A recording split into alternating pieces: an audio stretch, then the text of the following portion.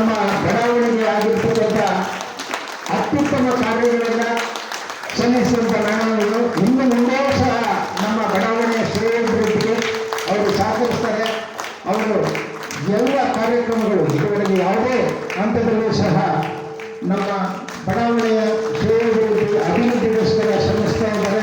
ಅಂಥವರಿಗೆ ಹೃತ್ಪೂರ್ವಕವಾದ ಅಭಿನಂದನೆಗಳನ್ನು ಸಲ್ಲಿಸುವುದರ ಮುಖೇನ ಅವರಿಗೆ ಸನ್ಮಾನಿಸಲಾಗ್ತಿದೆ.